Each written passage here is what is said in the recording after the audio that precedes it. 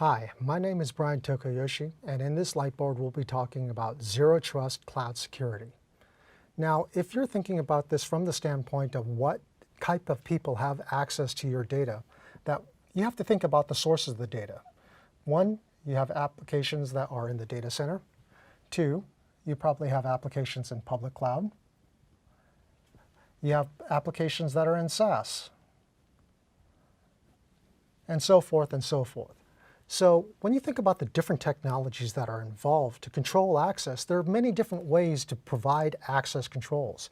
In the traditional data centers, people had been using things such as VPNs or firewalls to gate who can access resources in the data center. But when you're thinking about this from the standpoint of what you're doing about public cloud, for instance, a lot of organizations are shifting away from the VPN and looking at software-defined perimeter, so that users would be using a different technology to reach the public cloud, or they would be using some type of proxies, and that would gate their access to SaaS or inspect traffic to the internet. So many different types of technologies to control access and inspect traffic in some cases.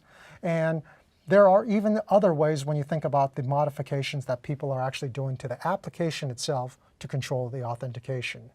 The problem with this is that with so many different places that you have data, there's so many different technologies that are in place in order to control access, you really don't have a firm grip on who has access to a particular set of information. That's why you want to be thinking about how you can bring all of this together in a unified architecture. So instead of fragmenting your security policy across multiple different technologies, wouldn't it make much more sense to consolidate that into an architecture that implements the protection in one place? And that's what Prisma is based on.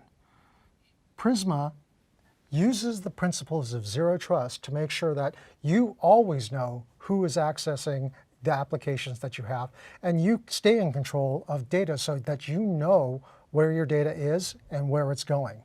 Now with Prisma, we act as the way so that users can connect to Prisma and get access to the different applications they need, but keep in mind that we maintain contextual information, including who the user is, what host they are using, what applications that they are accessing. All of this information, this contextual information, is used to drive the policies that would allow them access to information in applications of the data center or the public cloud or in SaaS applications.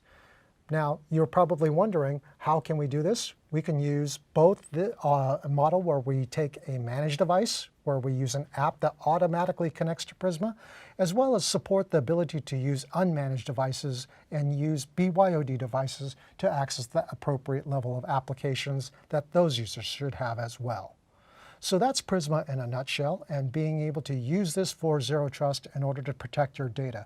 In order to learn more about what we can do with Prisma, check out the rest of the videos in this Lightboard series.